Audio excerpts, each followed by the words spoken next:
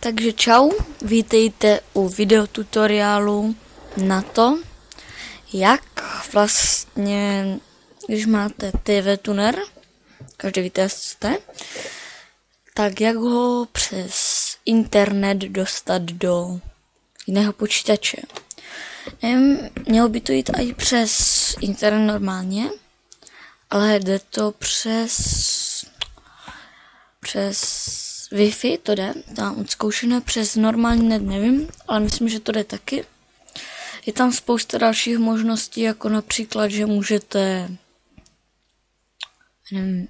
si to dát do iPhoneu, jo, a můžete sledovat. Myslím, že tam je i Android, nebo co? To si za chvilku ukážem. Do jiného počítače vidíte, tady máte. Tuhle adresu vám dám do popisku videa. A teďko. Takže si to otevřete, normálně dáte stáhnout, máte nějak 500 mega, půl giga. Já už to tady mám, takže si to otevřu, jak se vám to stáhne, tak si to otevřete.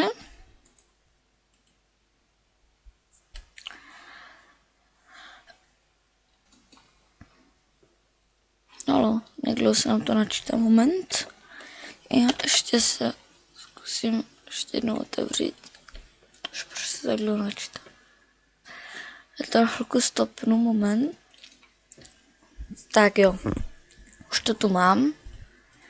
Takže potom, co si to stáhnete, tak se vám otevře sakra takovéhle okýnko. Takže tady normálně dáte OK. Je jedno na jakou adresu. Prostě dáte OK, vám se to extrahuje. A tam je, teďko nevím, kam jsem to dal.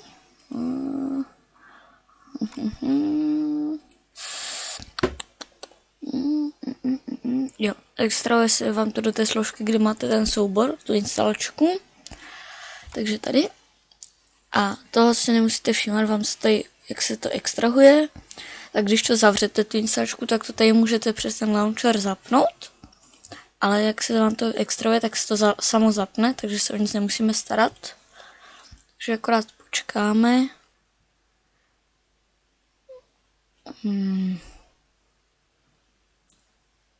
Tak. Co bych ještě tomu...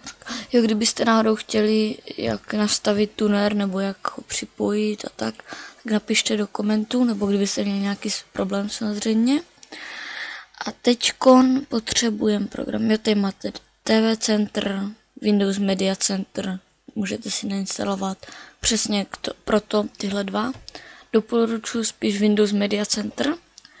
Pokud máte Windows 7, tak už ho tam budete mít, jinak ve starších a novějších myslím ne. Windows Media Center je nejlepší na to, ale my budeme potřebovat tady Distance TV. Já už na to klikl, doufám, že to je ono. Jo, a ještě jsem se chtěl omluvit, že jsem dlouho nenatáčel žádné video, ale já nevím proč, ale vždycky jak natáčím nějaký gameplay nebo něco, tak se mi prostě teďka natáčím přes Bandicam, tak se mi vždycky prostě vypne. Takže tady máme Distance TV klient a nainstalujeme si ho. Doufám, že je to ono. Vytvoří zástupce instalovat. Já tu instalaci asi přeskočím, takže moment. Tak jo, máme to doinstalované a otevře se nám takové okýnko, necháme zaškrtnuté a dáme dokončit. Takže tady si můžeme přečíst, že na to najdeme ještě nejste software PC, který umožňuje při rozdělení počítače v domácí síti, vidíte, takže takhle. Jo, a to, co jsem vám říkal, že se na to pak můžete připojit přes co jsem to říkal? Jo, tak to si musíte nainstallovat, myslím, TV Center. Myslím, že jo, ještě se na to podíváme. Tak jo. Přes TV Center to musíte vysílat. A tohle je jakoby jen přijímač, takže čekat. Takže to tady vlastně si vyberete server, který je ve vaší síti, to musí být. Já ho teďko nemám. Takže abychom to měli, jak to má být, tak si ještě najděme TV Center.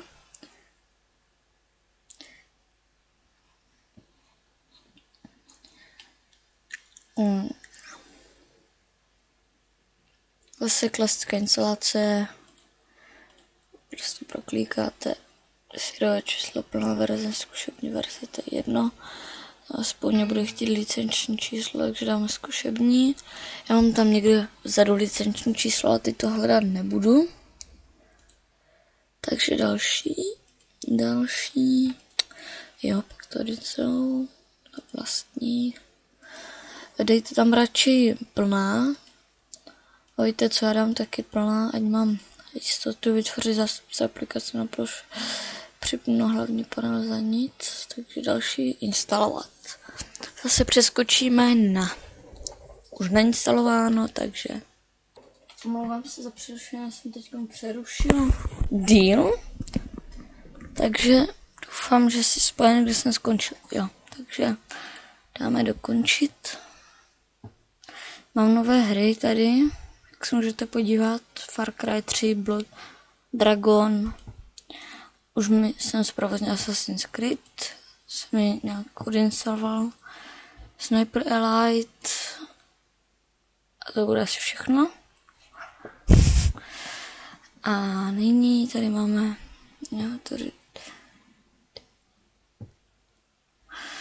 tady máme úvod, takže si to proklikáme. Jo, nyní prosím připojte vaše zařízení a teďko, hele, to musím udělat. Čekaj, já zruš. Až uvidíme. Doufám, že to nebudu muset zase donést. Kde to je? Tady. Ach, jo. Jo, tady. A dívejte. Takže si to prostě připojíte. A potom dáte, doporučuji, když chcete sledovat normálně na svém počítači, tak doporučuji tady tento program, Media Center, Windows Media Center, ale na to posílání tak máte Distance Classic, což je, teď nevím co. Jo, to je, myslím, do jiného toho. No to prostě co děláme. A potom je tady Distance TV Mobile, ale to je na iPhony, ale možná, že už to tady udělali i pro normální Distance, tu Mac, iPhone, iPad, iPod Touch a další smartfony. Tak pokud můžete přes Android, nevím, stáhnout Distance TV, tak to můžete si streamovat i do Androidu. Já tady teď mobil nemám, takže se nepodívám. A napíšu vám to potom do popisku, jestli můžete nebo ne. Takže my chceme, myslím, tohle. Myslím, že tohle chceme. A ten server by se nám měl objevit tady. Jo. Takže takhle si ho prostě rozkliknete. A tady už máte, jo. Já tady teďko nemám TV tuner, ale kdybych ho měl, a měl bych ho nastavený, tak takhle si prostě překlikávám mezi kanály. Můžu aj 1, 2, 3. Není to nějaký luxus, jo. Ale vidíte prostě televizi, takže můžete třeba se dělat na hokej v pokojičku. Jo, třeba tady máte hlasitost. Aspoň myslím, že je to hlasitost.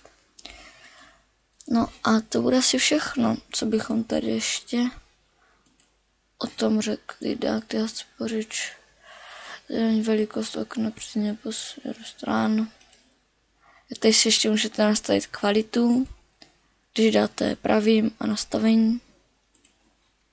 Jinak to bude asi všechno, co bych řekl o tom.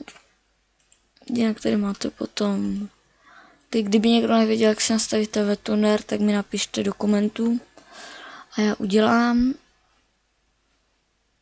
Možná ho udělám i tak, uvidím. No nic, tak to bude asi všechno. Nastavím ten server. Jinak do toho mobilu normálně to je z internetu, takže můžete to sledovat třeba i v práci nebo nevím, ve škole. Jo.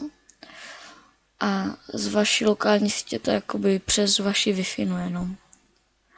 Tak to bude asi všechno. Tady si nastavíte port a to tam potom jakoby zakážete, povolíte. Ale nejsem si jistý, jestli to není jenom v plné verzi, ale vypadá, že ne, protože mi to tady jede. Lokální přístup. Vidím, a možná, že to jde. Já to stopnu, to video, a ještě se podívám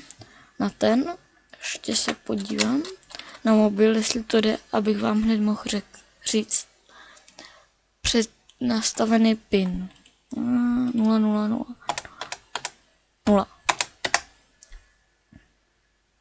No a jde to i takhle. Akorát já tady nemám žádný kanál teďkon, takže tady vidíte kanály. Jo, ale já tady teďkon nemám nic nastavené, takže to nepůjde, ale vám to půjde. Tak tohle je možná i lepší možnost, nevím, jestli to jde roztáhnout celou obrazovku. A to bude asi všechno. Aha, no, a já mám testovací verzi, takže si musíte pořídit plnou, abyste mohli na furt, tohle máte na 14 dní, si někde stáhněte, jo, ale to já nemůžu mluvit, anebo povolí přístup z internetu, což znamená, že se připojíte odkudkoliv, úplně. Aha, tak vypadá, že klikněte tady si musíte nějak nakonfigurovat router, ale to podle mě nebude nic složitého, akorát tam přenastavit pár těch detailů. To už zvládnete sami, já tady dělat nebudu. Už ne. Kdyby někdo chtěl, tak ať napíše. A kdyby jsem měl nějaký nápad, co bych ještě měl natočit, gameplay nebo nějaký let's play na nějakou hru, anebo nějaký tutoriál na něco, tak napište. Budu vám rád, nebo koment, nebo no nic. Takže tady máme, můžete i normálně přes net se na to připojit. Já ještě to stopnu a jdu se podívat na ten mobil, takže moment. Ještě povolit. Tak jo, už tady mám mobil. Je úplně jedno, jak tady máte ty adresy, ze které se přihlásíte. Já si nějak nechci načíst mobil, jo už. Takže adresa je http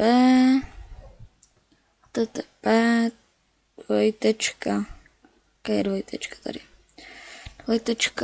Jakub Kubiš _pc Jakub Kubiš a tady mám chybu. Sakra. Jakub Kubiš _pc s velkým PC 2.80 2.80 přejdna. Jo, tak už to tady mám, ještě napíšu PIN, uvidíme, jestli nás to pustí. 0. Přihlášení. No mám to tady, tak výborně. Takže to jde přes mobil, přes Android. Normálně si dáte internet, napíšete tu adresu a můžete se připojit. A máte přístup z vaší lokální sítě, ale přes ten net. To tam musíte potom nakonfigurovat Wi-Fi. To možná udělám, ale bude to až v dalším. Jo, jde mi to tady.